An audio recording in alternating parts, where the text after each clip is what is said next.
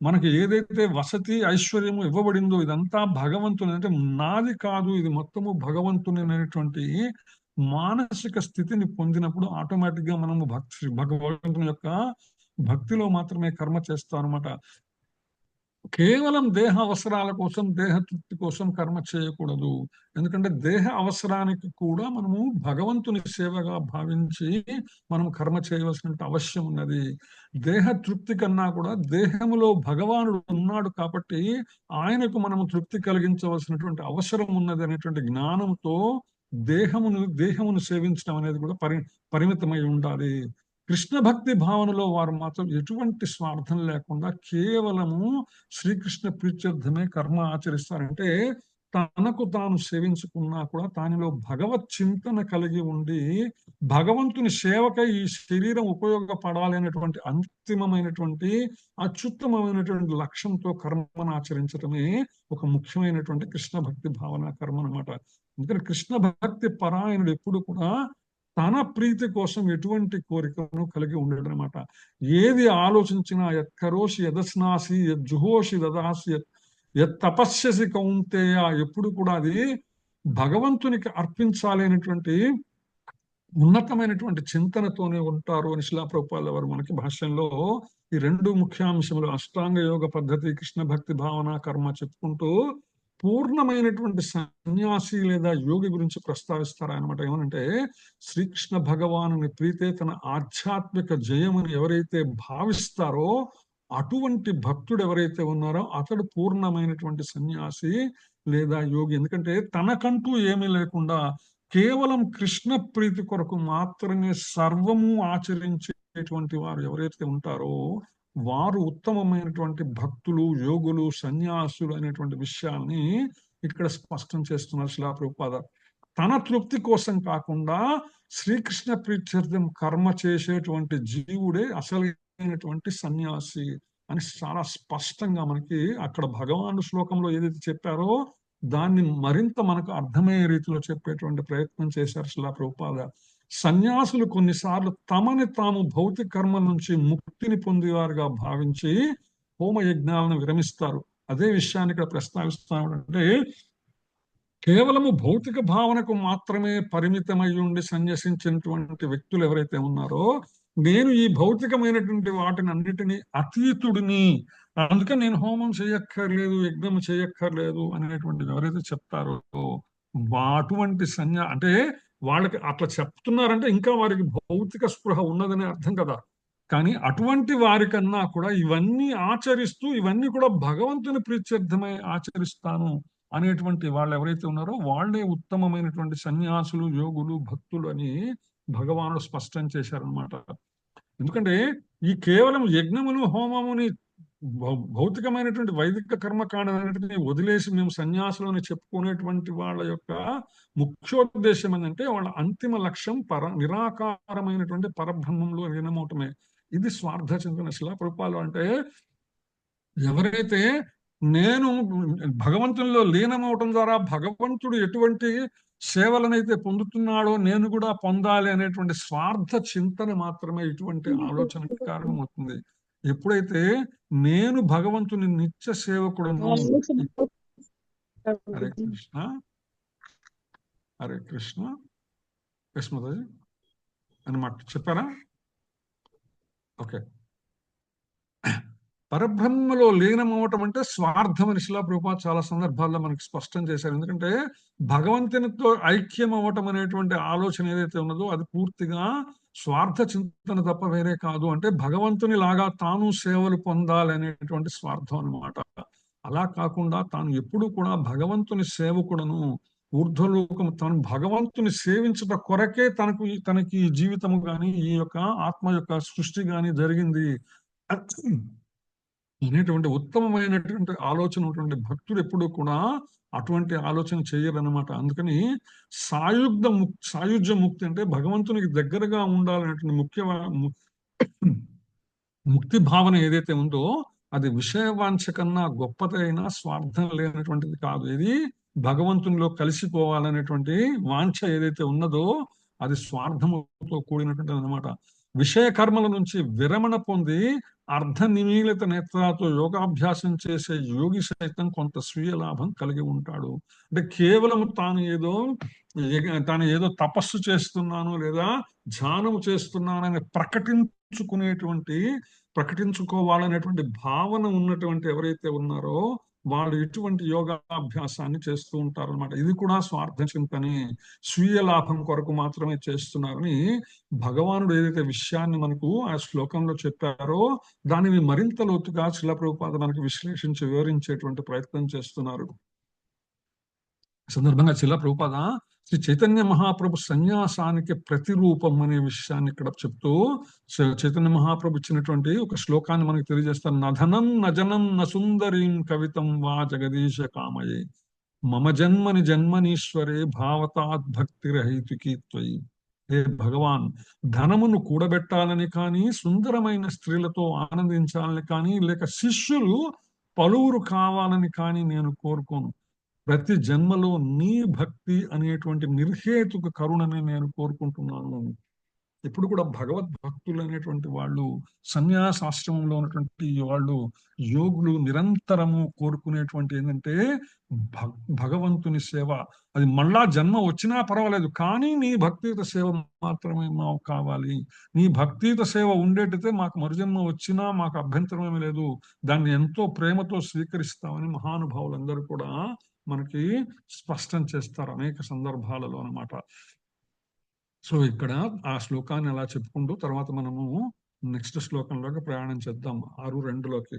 యం సన్యాసమితి ప్రాహుర్యోగం యం విద్ధి పాండవా నహి అసన్యస్త సంకల్పో యోగి భవతి కశ్చనః. యం సన్యాసమితి ప్రాహుః యోగం తం విద్ధి పాండవా నహి అసన్యస్త సంకల్పో యోగి భవతి కశ్చన. హరే కృష్ణ మాతాజీ. హరే కృష్ణ. యం సన్యాసమితి ప్రాహురోగస్తం విధి పాండవః నహి అసన్యస్త్ర సంకల్పో యోగి భవతి కచ్చన. సారీ ప్రభుజీ, అక్కడ మిస్టేక్ పోయింది. హరే కృష్ణ. ఏది సన్యాసము మనం పిలువబడునో దానిని యోగమని భగవంతునితో కలయిక నీవు తెలుసుకొనుము. ఓ పాండు కుమార, ఇంద్రియ ప్రీతికై కోరికను త్యాగం చేయకుండా ఎవరు యోగి కాజాలరు. హరే కృష్ణ ప్రభుజీ. ధన్యవాదాలు. హరే కృష్ణ మాతాజీ. సరోజన మాతాజీ మీరు చదువుతారు. హరే కృష్ణ. సరోజన మాతాజీ, రాధా మాతాజీ మీకు. హరే కృష్ణ ప్రభుజీ. ప్రణామం. హరే కృష్ణ. యం సన్యస్సమితి ప్రాహుర్ యోగం తం విద్ధి పాండవా నహి సన్యస్త సంకల్పో యోగి భవతి కచ్చన. భాష్యం. ఏది సన్యాసం అని పిలువబడునో దానిని యోగమని భగవానునితో కలయిక నీవు తెలుసుకొనుము. ఓ పాండుకుమార, ఇంద్రియ ప్రీతికై కోరికను త్యాగము చేయకుండా ఎవ్వరు యోగి కాజాలరు. హరే కృష్ణ. హరే కృష్ణ. సరోజన మాత చదవండి. హరే కృష్ణ ప్రభుజీ. భగవద్గీత 6వ అధ్యాయం 2వ శ్లోకము. యం సన్యాసమితి ప్రాహుర్యోగం తం విద్ధి పాండవ నహి అనన్యస్య సంకల్పో యోగి భవతి కచ్చన. ఏది సన్యాసం అని పిలువబడునో దాన్ని యోగమని భగవానునితో కలయిక నీవు తెలుసుకొను. ఓ పాండుకుమార, ఇంద్రియ ప్రీతికై కోరికను త్యాగం చేయకుండా ఎవరు యోగి కాజాలరు. హరే కృష్ణ ప్రభు. హరే కృష్ణ. సో ఇందులో యం సన్యాసమితి ప్రాహు యోగం తం విద్ధి పాండవ నహి అసన్యస్త సంకల్పో యోగి భవతి కశ్చన. ఏది సన్యాసమది అని పిలువబడుతుందో దాన్ని యోగం అని అంటారంటే భగవంతుని చేరటము అనేటువంటి విషయం నువ్వు తెలుసుకో. అంటే సన్యాసమును యోగము రెండు వేరు వేరు కాదు అనేటువంటి విషయాలను ఇక్కడ భగవానుడు చెప్పేటువంటి ప్రయత్నం చేస్తున్నారు. అదే సందర్భంగా ఓ పాండుకుమారా, ఇంద్రియ ప్రీతి కోసమై కోరికను త్యాగం చేయకుండా ఎవ్వరు కూడా యోగి కాజాలరు. ఎవరైనా యోగి కావదాం అనుకుంటే, అంటే ఎవరైనా సన్యసిద్దాం అనుకుంటే, ఎవరైనా భగవంతుని చేరదామనేటువంటి సంకల్పం చేస్తే అది ఇంద్రియ ప్రీతి ఏదైతే ఉందో అటువంటి దాన్ని త్యాగము చేయకుండా ఇది సాధ్యం కాదు అనే విషయాన్ని చాలా స్పష్టంగా భగవానుడు మనకి తెలియచేసేటువంటి ప్రయత్నం చేస్తారనమాట. సో ఇంద్రియ ప్రీతి ఉన్నంత వరకు మనం ఏంటంటే భౌతికమైనటువంటి బంధాల్లోనే చిక్కుబడిపోతామని చెప్పుకుంటూ వస్తారు అనమాట. సో ఈ యొక్క భాష్యంలో శిలా ప్రభుపాదుల వారు మనకి మరొకసారి కృష్ణ భక్తి భావన కర్మ ఎలాంటిది అనే విషయాన్ని మనకి తెలియజేస్తూ, అదే సందర్భంగా జీవుని యొక్క వాస్తవమైనటువంటి స్థితి ఏమిటి, ఇంద్రియ భోగ కర్మ అంటే ఏమిటి అనేటువంటి 3 ముఖ్యాంశాలని మరొకసారి మనకి జీవుని నిజస్థితి, ఇంద్రియ భోగ కర్మ, కృష్ణ భక్తి భావన కర్మ అనేటువంటి 3 ముఖ్యాంశాలని ఈ యొక్క శ్లోకంలో మనకు వివరించేటువంటి ప్రయత్నం చేస్తారు తన భాష్యంలాగా. ఒకసారి మనం సన్యాసం అంటే ఏమిటి అని కనుక నిఘంటువులు కనుక తిరగేస్తే, న్యాసము అంటే నితరాం అశ్యంతే కర్మాణి అత్ర అంటే వదిలివేయటం, ముందు కర్మ త్యాగము చేయటం అనేటువంటి విషయం నిఘంటువులు చాలా స్పష్టంగా చేస్తున్నాయి అనమాట. అంటే న్యాసము అంటే న్యాసముతో కూడినటువంటిది, అంటే వదలుడుతో నిలుపుడుతో కూడినటువంటిది అనే విషయాన్ని ఇక్కడ అంటే రెండుగా వదిలివేయటము నిలపటము రెండు కూడా దానికి అర్థం వస్తాయి న్యాసము చేయటం అంటే అనమాట. సో సన్యాసం అంటే వాటితో కూడినటువంటిది ఏదైతే ఉంటుందో, వదిలివేయటంతో కానీ నిలపటంతో కానీ కూడినటువంటిది ఏదైతే ఉందో దాన్ని సన్యాసం అంటారు మనకి నిఘంటువులు స్పష్టం చేస్తాయి. జీవుడి నిజస్థితి గురించి శిలా ప్రభుపాద యొక్క భాష్యంలో వివరిస్తారు. జీవుడికి తన నిజస్థితిని సంపూర్ణంగా తెలుసుకొని ఆ విధంగా ఆచరించడమే నిజమైనటువంటి సన్యాస యోగము. ఏమిటండి జీవుని యొక్క నిజస్థితి? జీవునికి స్వతంత్ర ప్రతిపత్తి లేదు. ఎప్పుడు కూడా జీవుడు భగవంతుని మీద ఆధారపడి ఉన్నటువంటి వాడే, భగవత్ సేవకే ఉద్దేశింపబడినటువంటి వాడే. జీవి శ్రీకృష్ణ భగవాను యొక్క తటస్థ శక్తి అంశ నుంచి వచ్చినటువంటి వాడే అనే విషయాన్ని జీవుడు తెలుసుకోవటమే జీవుని యొక్క నిజస్థితి అన్నమాట. ఎప్పుడైతే అటువంటి జీవి బాహ్య శక్తికి బంధితుడవుతాడో బంధితుడైనప్పుడు బద్ధుడవుతాడు, భౌతిక జగత్తుకు బద్ధుడవుతాడు అనమాట. ఎప్పుడైతే కృష్ణ భక్తి భావనతో అంటే తన యొక్క వాస్తవ స్థితిని, ఆధ్యాత్మిక స్థితిని, అంటే తాను యొక్క భగవద్ అంశయని, తాను భగవంతుని సేవ కోసమే మాత్రమే ఉద్దేశింపబడిన అనేటువంటి సహజ స్థితిని ఎప్పుడైతే పొందుతాడో అతడు కృష్ణ భక్తి భావనతో ఉన్నటువంటి వాడు. అది లేనంత వరకు భౌతికమైనటువంటి బంధములతో ముడివేయబడతాడు, కట్టివేయబడతాడు అనే విషయము ఇక్కడ చాలా స్పష్టంగా జీవుని యొక్క వాస్తవ స్థితిని శిలా ప్రభుపాద మనకి స్పష్టం చేసేటువంటి ప్రయత్నం చేస్తారు. ఇందులో భాగంగా ఇంద్రియ భోగ కర్మ అంటే మానవుడు ఎంత జ్ఞానం ఉన్నప్పటికీ కూడా ఎప్పుడు కూడా అన్ని రకాలైన ఇంద్రియ భోగ కర్మలకు దూరం అవ్వాలి.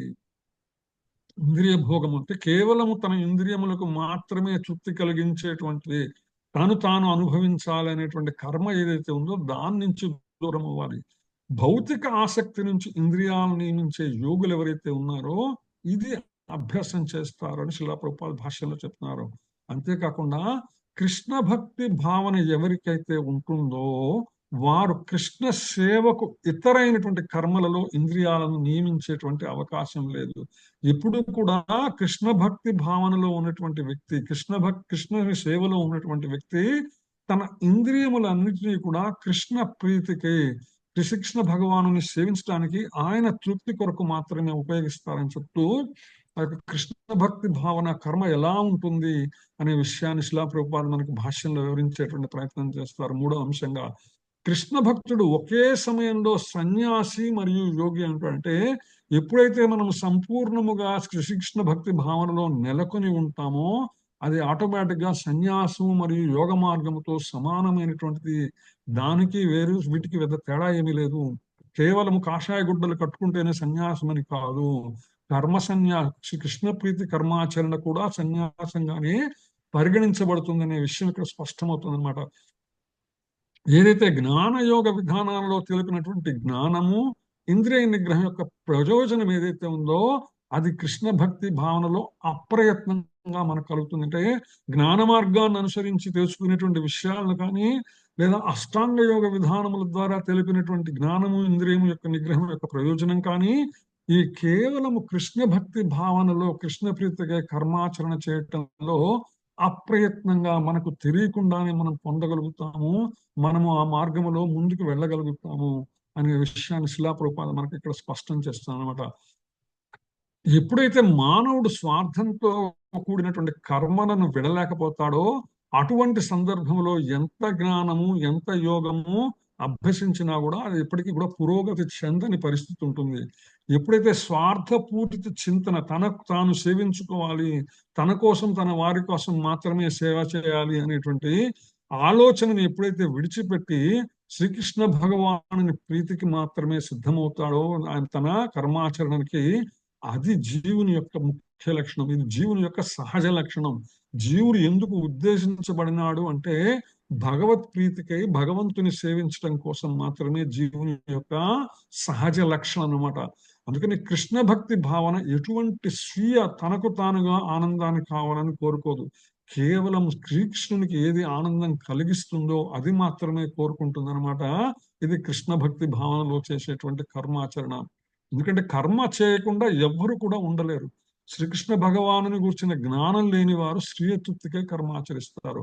వాస్తవానికి కృష్ణ భక్తి భావన ద్వారా అన్ని ప్రయోజనాలు అప్రయత్నంగానే మానవుడికి లభిస్తాయి. ఎప్పుడైతే మనసా వాచా కర్మణ మనము భగవంతుని సేవలో నిమగ్నమవుతామో, ఏదైతే వివిధమైనటువంటి యోగ మార్గములు ఏవైతే ఉన్నాయో వాటన్నిటి ఫలము కూడా కేవలము భగవాను యొక్క భక్తియుత సేవతో మనకి అప్రయత్నంగా, అంటే మనకు తెలియకుండానే మనము పొందేటువంటి అవకాశం మనకు కలుగుతుంది అనమాట. మనందరం ఇక్కడైతే ఎంతమంది అయితే ఇక్కడ చేరి ఉన్నామో మనందరికీ ఒక 30 మంది దాకా మనందరికీ సుస్పష్టమైనటువంటి విషయము, ఈ సత్సాంగత్యానికి రాకముందు మనకున్నటువంటి ఆలోచన విధానము, మన కర్మాచరణ నుంచి ఏ విధంగా మనకు తెలియకుండానే మనలో మార్పు ఎలా కలిగింది అనేటువంటిది ప్రతి ఒక్కరూ ఎవరైతే అటెండ్ అవుతున్నారో, ఇక్కడ ఉన్నటువంటి వాళ్ళు ఉన్నారో అందరికీ తెలిసినటువంటి విషయమే. ప్రతి ఒక్కరికి స్పష్టంగా ఇప్పుడు అడిగితే 30 మంది కూడా 30 రకాలైనటువంటి వాళ్ళ అనుభవాల్ని మనతో పంచుకోగలరు. అది ఈ సత్సంగత్యం అంటే కృష్ణ భక్తి భావనని తెలుసుకొని ప్రయత్నంలోనే మనకి ఇంత మార్పులు కలిగితే, కృష్ణ భక్తి భావనని తెలుసుకుని దాని ఆచరణను పూర్తిగా చేయగలిగితే అది ఎంత ఉన్నతమైనటువంటి స్థితికి మనకి చేరుస్తుంది అనేటువంటి వాస్తవాన్ని మనము అర్థం చేసుకునేటువంటి ప్రయత్నం చేసి ఆ విధంగా మనము శ్రీకృష్ణ భక్తి మార్గంలో మనం ముందుకు వెళ్ళాల్సినటువంటి అవసరం ఉందన్నమాట. సో ఆ తర్వాత శ్లోకంలోకి మనం చూద్దాం. 6వ అధ్యాయం 3వ శ్లోకంలో ఆరు వృక్షోహమునిర్యోగం కర్మ కారణముచ్యతే యోగారూఢస్య తస్యైవ శమః కారణముచ్యతే.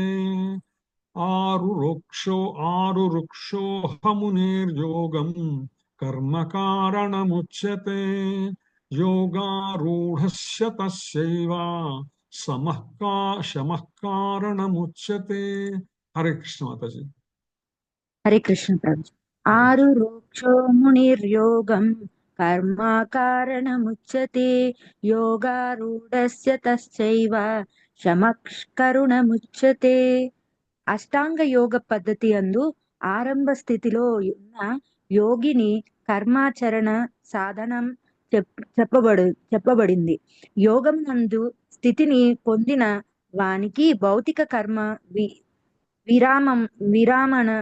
విరమణ సాధనంగా చెప్పబడుతుంది. హరే కృష్ణ ప్రభుజీ. హరే కృష్ణ మాతాజీ. నాగమణి మాతాజీ చదువుతారు మీరు? హరే కృష్ణ ప్రభుజీ. హరే కృష్ణ మాతాజీ. ఆరు వృక్షోర్మునేర్యోగం కర్మ కారణముచ్యతే యోగారూఢస్య తస్యైవ శమః కారణముచ్యతే. అష్టాంగ యోగ పద్ధతి యందు ఆరంభ స్థితిలో ఉన్న యోగికి కర్మాచరణ సాధనంగా చెప్పబడింది. యోగం నందు సిద్ధి పొందిన వానికి భౌతిక కర్మల విరమణ సాధనంగా చెప్పబడింది. హరే కృష్ణ. హరే కృష్ణ. నాగచంద్రికి మాతాజీ. దండవత్ ప్రణామ ప్రభుజీ. ఆరు వృక్షో మునిర్యోగం కర్మ కారణముచ్యతే యోగారూఢస్య తస్యైవ శమః కారణముచ్యతే. అష్టాంగ యోగ పద్ధతి యందు ఆరంభ స్థితిలో ఉన్న యోగికి కర్మాచరణ సాధనంగా చెప్పబడింది. యోగమనందు సిద్ధిని పొందిన వానికి భౌతిక కర్మల విరమణ సాధనంగా చెప్పబడింది. హరే కృష్ణ. హరే కృష్ణ. సో ఇక్కడ కర్మాచరణ, కర్మ విరమణ రెండిటిని కూడా ఇక్కడ భగవానుడు ప్రస్తావించాడు అనమాట. ఎలా కర్మాచరణ సాధనం అవుతుంది, ఎలా కర్మ విరమణ సాధనం అవుతుందంటే, ప్రారంభ దశలో ఉన్నటువంటి వాళ్ళకి కర్మాచరణ సాధనం అవుతుంది, సిద్ధిని పొందినటువంటి వాళ్ళకి కర్మ విరమణ సాధనం అవుతుంది అనే విషయాన్ని స్పష్టం చేస్తున్నాడు ఇక భగవానుడు. అంటే ప్రారంభ దశలో ఉన్నటువంటి వాళ్ళు చైతము కర్మాచరణ చేయవలసిందే అనేటువంటి విషయాన్ని ఇక్కడ చెప్తున్నాడు. ఇందులో ఈ అష్టాంగ యోగ విధానం యొక్క విషయాలను ఇక్కడ ప్రస్తావిస్తూ, ఇందులో ముఖ్యమైనటువంటి ఒక యోగ నిచ్చెన ఏదైతే ఉందో, యోగ మార్గం ఏదైతే ఉందో దాన్ని చెప్తూ, దాన్ని ఎలా వెళ్ళాలో, ఆరోహణ ఎలా చేయిస్తామో కూడా వివరించేటువంటి ప్రయత్నం చేస్తున్నారు భగవానుడు అనమాట. శ్రీకృష్ణ భగవానుతో సంబంధం ఏర్పరచుకునే పద్ధతే యోగంగా పిలువబడుతుంది. సింపుల్ అనమాట. యోగము అంటే ఏంటంటే, ఏదైతే కృష్ణ భక్తి భావనని మనకి పెంపొందించి మనం శ్రీకృష్ణ భగవానుతో సంబంధం ఏర్పరుస్తుందో అదే యోగము. శ్రీకృష్ణ భగవానుతో సంబంధం పొందగలగటమే యోగం, అంతకుమించి ఇంకేం లేదనమాట. అత్యున్నతమైన ఆధ్యాత్మిక అనుభవం ఏదైతే ఉందో దాన్ని పొందటాన్ని మనం ఈ యోగ మార్గాన్ని నిచ్చెనగా భావించవచ్చు. ఏదైతే యోగ విధానము, మార్గము, నిచ్చెన ఏదైతే ఉందో దీన్ని ఆ విధంగా భావించామన్నమాట.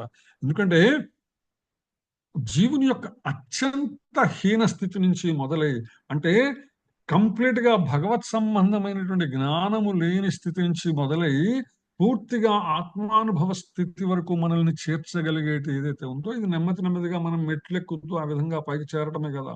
ఇది ఆరోహణ అనమాట, ముందు పైకి వెళ్ళేటువంటి మార్గం అనమాట.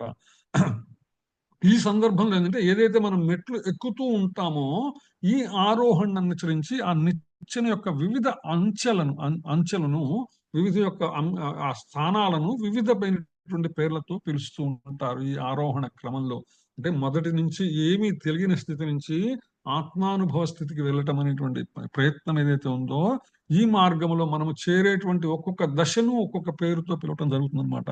యోగ నిచ్చెనను జ్ఞానయోగం, ధ్యానయోగం, భక్తి యోగం అనే 3 భాగాలుగా మనం ప్రధానంగా విభజించవచ్చు. ఈ నిచ్చెన ఏదైతే ఉందో దీన్ని ప్రధానంగా 3 భాగాలుగా జ్ఞానయోగము, ధ్యానయోగము, భక్తి యోగం అనేటువంటి 3 అంచెలుగా మనము విభజించవచ్చు అని శిలా ప్రభుపాదుల వారు తన యొక్క భాష్యంలో అభిప్రాయపడ్డారనమాట. ఈ నిచ్చెన ఏదైతే ఉందో దీని మొదలని ఆరంభ స్థితి అంటే యోగ రుక్షు స్థితి అని, చివరిది ఏదైతే ఉందో యోగారూఢం అంతిమ స్థితి అని పిలుస్తారు అని భగవానుడు ఇక్కడ మనకి స్పష్టం చేసిన విషయాన్ని శిలా ప్రభుపాదుల వారు కూడా తన భాష్యంలో వివరించేటువంటి ప్రయత్నం చేస్తున్నారు. మరి ఆరోహణకు వచ్చేసరికి ఏంటంటే, ఆరంభ దశలో వివిధమైనటువంటి నియమాల ద్వారా, ఆసనాల ద్వారా, దాదాపు శరీర వ్యాయామం వంటివి మాత్రమే ధ్యానంలో ప్రవేశించడానికి చేసే అష్టాంగ యోగ పద్ధతులు ఏవైతే ఉన్నాయో ఇవన్నీ కూడా కామ్య కర్మలుగానే భావించాలి. ఎందుకంటే ఈ నియమాలు, ఆసనాలు ఇవన్నీ ఏం చేస్తున్నాయి, శరీరంని, మనస్సును, బుద్ధిని వీటన్నిటిని క్రమబద్ధీకరించేటువంటి ప్రయత్నం చేస్తున్నాయి. అంటే ప్రాథమికంగా ఇవన్నీ కూడా భౌతికమైనటువంటి విషయాలని మనల్ని సిద్ధం చేయటానికి, అంటే భక్తి మార్గంలో మనం సిద్ధం కావటానికి శరీరాన్ని తయారు చేయటమే ఈ యొక్క ప్రయాణ మార్గంలో ఈ దశలు అనమాట. సో ఇంద్రియాలను నియంత్రించడానికి అవసరమైన పూర్ణ మనోనిర్మలత్వం సాధించడానికి అవి సహాయపడతాయి. అంటే మనస్సును నిర్మలం చేసుకోగలిగితే, మనం నిర్మలం చేసుకోవాలంటే ఇంద్రియాలను స్వాధీనం చేసుకోవాలి. ఇంద్రియాలను స్వాధీనం చేసుకోవాలంటే శరీరాన్ని అదుపులోకి తెచ్చుకోవాల్సి ఉంటుంది అనమాట. సో ఆ అదుపులోకి తెచ్చుకునే ప్రయత్నమే ఈ అష్టాంగ యోగ విధానం అని శిలా ప్రభుపాదుల వారు చెప్తూ, ధ్యానంలో ఎవరైతే పూర్ణత్వం పొందిన వారు ఉంటారో వారు కలతపరిచే సర్వ కర్మల నుంచి కూడా దూరం అవుతారు. ఏదైతే ధ్యాన స్థితి అష్టాంగ యోగ విధానంలో యమ, నియమ, ఆసన, ప్రాణాయామ, ప్రత్యాహార, ధారణ, ధ్యాన, సమాధి యోగాలు ఏవైతే చెప్పబడ్డాయో, ఆ ధ్యాన స్థితికి వచ్చినటువంటి వాళ్ళు ఎవరైతే ఉన్నారో వాళ్ళు ఆటోమేటిక్ గా ఈ క్రమంలో సర్వ మనో కర్మల నుంచి కూడా వాళ్ళు దూరం అయిపోతారన్నమాట. అయితే కృష్ణ భక్తులు ఎవరైతే ఉన్నారో శ్రీకృష్ణుని సదా నిరంతరము భగవంతుని తలచడం వలన వాళ్ళు మొదటి నుంచే ఆటోమేటిక్ గా ధ్యాన స్థితిలోకి వెళ్ళిపోతారు. ఈ యొక్క మిగిలిన అంచెలన్నిటిని కూడా దాటుకుంటూ వాళ్ళు ఉన్నతమైనటువంటి ధ్యాన స్థితిలోకి వెళ్ళిపోతారు అనమాట. నిరంతర కృష్ణ సేవలో నిలిచిన వారు సర్వ విధాలైన కామ్య కర్మలను త్యజించిన వారుగా ఉంటారు. ఎప్పుడు నిరంతరం కూడా భగవంతుని భక్తి అన్నమాట. మనస, వాచ, కర్మణ మనస్సులోను, వాక్కులోను, కర్మలోను కూడా ఇప్పుడు భగవత్ చింతన, శ్రీకృష్ణ భగవాను చేరాలనేటువంటి ఆలోచన, శ్రీకృష్ణ భగవాను యొక్క నామ సంకీర్తన, శ్రీకృష్ణ భగవాను కథాశ్రవణము, శ్రీకృష్ణ భగవాను అర్చనము, నవవిధ భక్తి మార్గాలని నిరంతరము ఎవరైతే అనుసరిస్తారో ఆటోమేటిక్ గా వారి యొక్క కామ్య కర్మలనేవి వారికంటూ లేకుండా అవన్నీ కూడా భగవంతుని సేవతో నిమగ్నమై ఉంటాయి. కాబట్టి వాటిని త్యజించినటువంటి సన్యాసులు కానీ వాళ్ళని పరిగణించబడతారనే విషయం చెప్పారనమాట. వీరందరూ కూడా చాలా మంది శ్రీమద్ భాగవతం నిత్యం కూడా భాగవత సేవ చేస్తున్నటువంటి వాళ్ళు ఉన్నారు. ఏవైతే ఇప్పుడు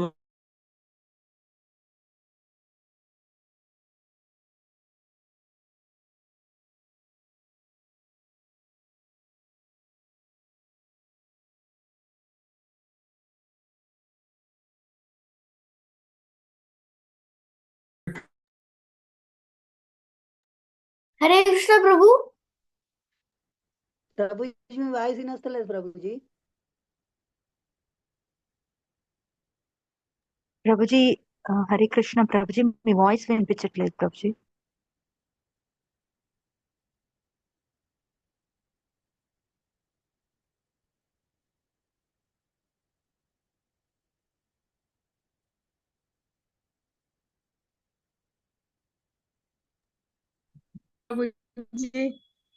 వినిపిస్తలేదు ప్రభుజీ. ఏమందరికా మనకి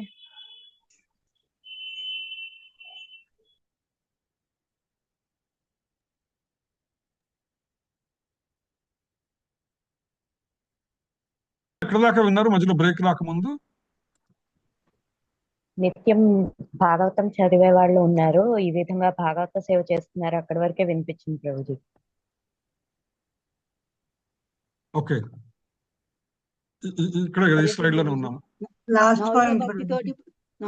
నిరంతరము కృష్ణ సేవలో ఎవరైతే నిలిచి ఉన్నారో వాళ్ళు సర్వ విధాలైనటువంటి కామ్య కర్మలను త్యజించిన వాళ్ళు అవుతారనే విషయాన్ని ఇక్కడ శ్రీల ప్రభుపాద భాష్యంలో మనకు చెప్తూ, మనము శ్రీమద్ భాగవతము 2వ అధ్యాయము 2వ స్కందంలో 30వ శ్లోకంలో భాష్యంలో శ్రీల ప్రభుపాద వారి యొక్క 2 రకాలైనటువంటి మార్గాలని మనకి స్పష్టం చేసేటువంటి ప్రయత్నం చేస్తారు. ఒకటి భౌతిక యోగ మార్గం, ఏదైతే అష్టాంగ యోగ మార్గం ఏదైతే ఉందో ఇది క్రమానుగతమైనటువంటి పరోక్షమైనటువంటి మార్గంగా చెప్తూ, భక్తి యోగ మార్గం ఏదైతే ఉందో ఇది సమాంతరమైనటువంటి ప్రత్యక్షమైనటువంటి యోగ మార్గంగా శ్రీల ప్రభుపాద వారు మనకు తెలియజేస్తారన్నమాట. ఆ రెండిని మనం కనుక కంపేర్ చేసుకుంటే ఈ భౌతిక యోగ మార్గము, అష్టాంగ యోగ మార్గంలో, క్రమానుగత మార్గంలో స్థూలమైనటువంటి సూక్ష్మ రూపాలను అధిగమించేటువంటి ప్రయత్నం చేస్తాము. అహంకార స్థితి ప్రవేశించేటువంటి అవకాశం ఉంది. త్రిగుణములను లయము చేయవలసినటువంటి పరిస్థితి ఉన్నది. సత్వగుణ అహంకార స్థితి పొందేటువంటి అవకాశం ఉంది. దీని యొక్క అంతిమంగా చివరికి ఈ మార్గంలో ప్రయాణిస్తే మహత్తత్వంలో విలీనమవుతాము, సహజ విశుద్ధ స్థితిని పొందవచ్చు అని చెప్తారనమాట. అయితే భక్తి యోగ మార్గం ఏంటంటే ఇది సంపూర్ణ శరణాగతిలో ఉంటుంది. మనోశుద్ధి అప్రయత్నంగానే జరిగేటువంటి అవకాశం ఉంది. ఎందుకంటే నిరంతరము శ్రీకృష్ణుని ప్రేమయుత సేవ చేస్తుంటాం కాబట్టి అప్రయత్నంగానే ఇంద్రియ శుద్ధి, ఎందుకంటే ఇంద్రియములన్నీ కూడా భగవంతుని సేవలో వినియోగిస్తాం కాబట్టి సహజ విశుద్ధ స్థితి ఏదైతే ఆత్మ జ్ఞానము, నేను భగవదంశను, భగవంతుని సేవకుడు అనేటువంటి సహజ విశుద్ధ స్థితిని, ఆధ్యాత్మిక జ్ఞానాన్ని అప్రయత్నంగానే పొందేటువంటి అవకాశం ఉన్నది. ఈ భౌతిక యోగ మార్గం ఏదైతే ఉందో దీనికి కొన్ని ఆధారమైన డిపెండెన్సీస్ ఉన్నాయన్నమాట. వాటిని అనుసరించి మాత్రమే మనం ముందుకెళ్ళము. ప్రత్యేకించి అష్టాంగ యోగ విధానం ఏదైతే ఉందో ఇది వర్ణాశ్రమ ధర్మాన్ని ఆచరించవలసి ఉంటుంది, గురుకులాన్ని వెళ్ళవలసి ఉంటుంది, గురు శిక్షణలో మాత్రమే దీన్ని చేయవలసి ఉంటుంది. అదే సందర్భంలో భక్తి యోగ మార్గం ఏంటంటే ఇది నవవిధ భక్తులు అయితే సాధనా ప్రక్రియ ఏదైతే ఉందో సత్సాంగత్యము, శాస్త్ర సాంగత్యము, సాధు సాంగత్యము ద్వారా మనము దీని యొక్క భక్తి యోగ మార్గంలో ముందుకెళ్ళేటువంటి అవకాశం ఉంది. మార్గం ఏదైనప్పటికీ కూడా మనము గుర్తుంచుకోవాల్సిన ముఖ్యాంశం ఏంటంటే అపరాధములపై సావధానం కలిగి ఉండాలి. మనం ఇప్పుడు కూడా అపరాధములు చేయకుండా మనం ముందుకెళ్ళేటువంటి ప్రయత్నం చేస్తారనమాట. ఇక 2 మార్గాలను శ్రీమద్ భాగవతం, అందుకేంటంటే భగవద్గీత జ్ఞానశాస్త్రం అయితే శ్రీమద్ భాగవతం విజ్ఞాన శాస్త్రం అవుతుంది అని మనకి చెప్తారనమాట.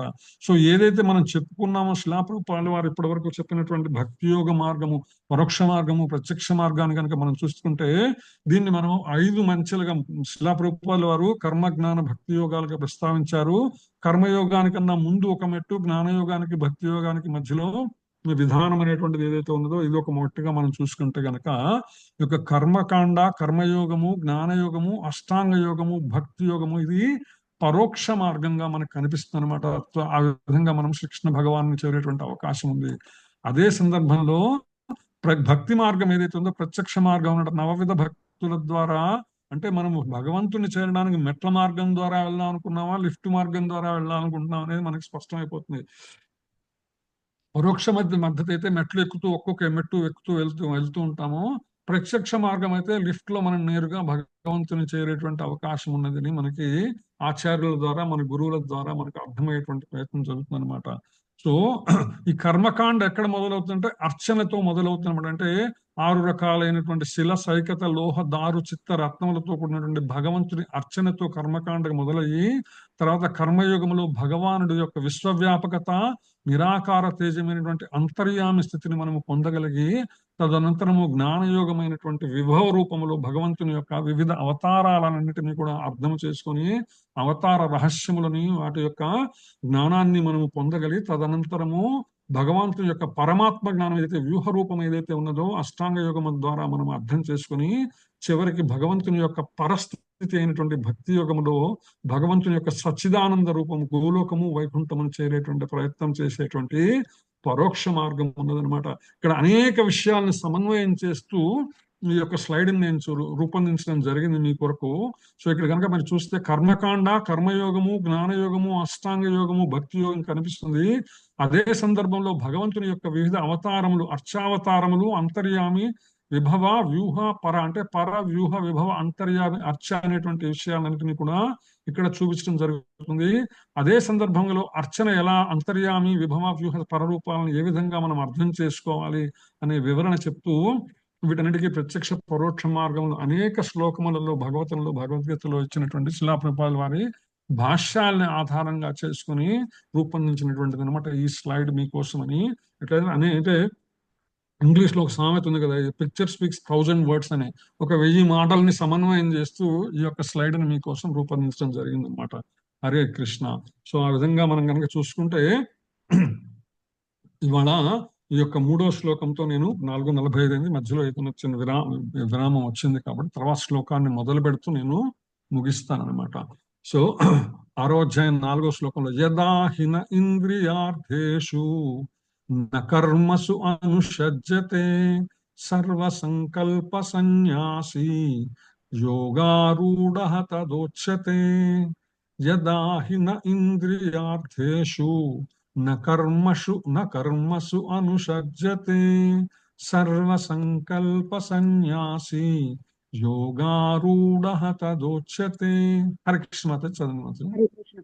యదా హీన ఇంద్రియార్థేషు న కర్మసు అనుషజ్యతే సర్వ సంకల్ప సన్యాసి యోగారూఢ తదోచ్యతే.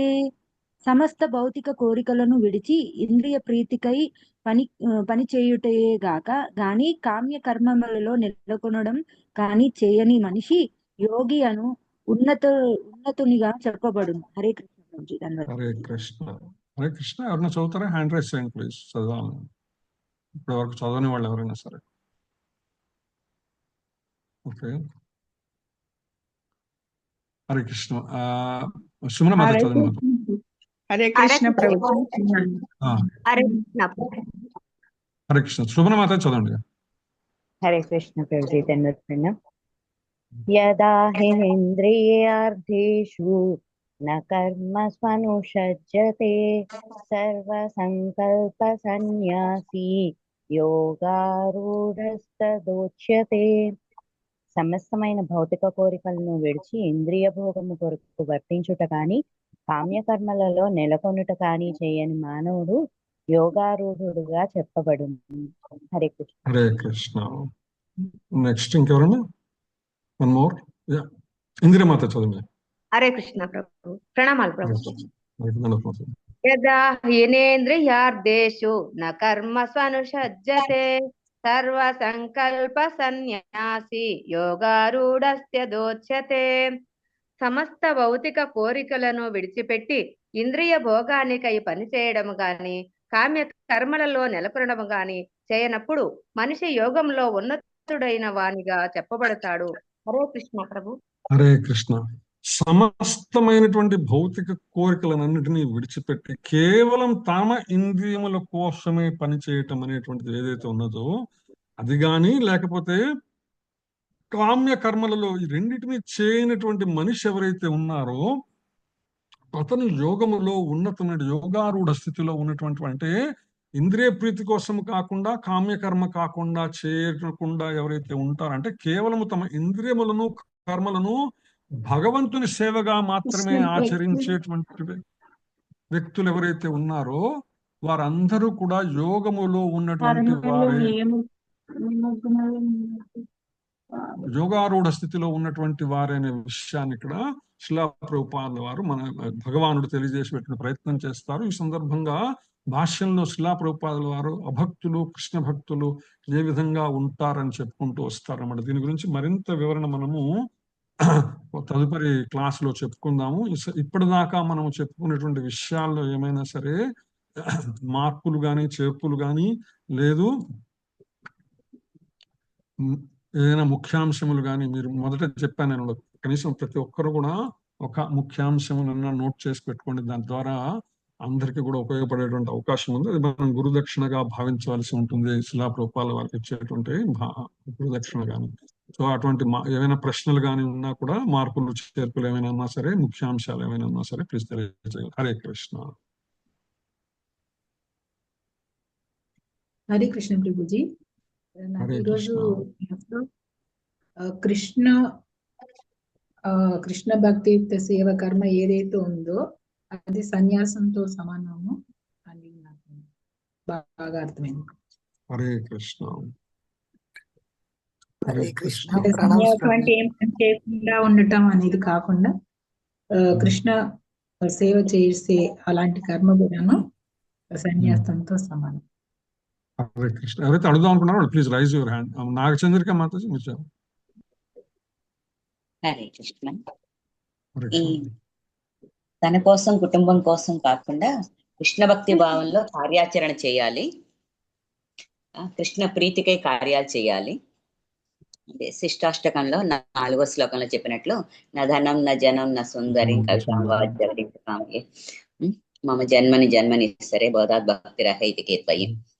ధనాన్ని కూడబెట్టాలని గాని, సుందర స్త్రీలతో ఆనందించాలని గాని, శిష్యులు నలుగురు నా వెంట ఉండాలని గాని అవేమి కోరుకోను. ప్రతి జన్మలో కూడాను గోలోకానికి వెళితే ఒక పని అయిపోయినట్లు, అవ్వకపోతే ఏ జన్మనిచ్చినా సరే నిర్హేతుకమైన నీ సేవలో ఉండాలని కోరుకుంటున్నాను. అష్టాంగ యోగం అనేది కష్టమని అందుకని చెప్పేసి భక్తి యోగాన్ని ఆచరించమన్నారు.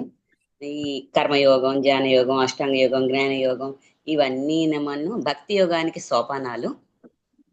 ఈ ఒకేసారి మనం భక్తి యోగం చేసుకుంటే లిఫ్ట్ లో వెళ్ళినట్టు ఈ మెట్లన్నీ ఎక్కకుండా భక్తి యోగం చేసుకోవడం ఉత్తమం చెప్పారు. హరే కృష్ణ. అది క్లాస్ మొత్తం సమరైజ్ చేస్తారు. హరే కృష్ణ. సరోజన మాతాజీ. హరే కృష్ణ ప్రభుజీ. హరే కృష్ణ మాతాజీ. దండవతానం ప్రభుజీ. దండవతానం. మనం కాషాయ వస్త్రాలు కట్టుకొని ఇంకా నేను సన్యాసిని చూపెట్టకుండా మనము గురువు గారు చెప్పింది, కృష్ణ భగవానుడు చెప్పింది, అది 4 ప్రిన్సిపుల్ పాటించుకుంటా ఉంటే దానికే అది నిజమైన భక్తి ప్రభుజీ. జ్ఞానయోగానికన్నా కర్మయోగానికన్నా భక్తి యోగమే ప్రాముఖ్యమైంది ప్రభుజీ. అందుకే కృష్ణుడు ఏం చెప్పిండు, భక్తవత్సలు అని చెప్పిండు, కానీ నేను జ్ఞానవత్సలు కర్మవత్సలు చెప్పలేదు. బాగా చెప్పారు మాతాజీ. హరే కృష్ణ. హరే కృష్ణ. దినశరణ్. హరే కృష్ణ ప్రభుజీ. హరే కృష్ణ. హరే కృష్ణ ప్రభుజీ. ప్రణామాలు ప్రభుజీ. భౌతిక వ్యక్తిత్వంతో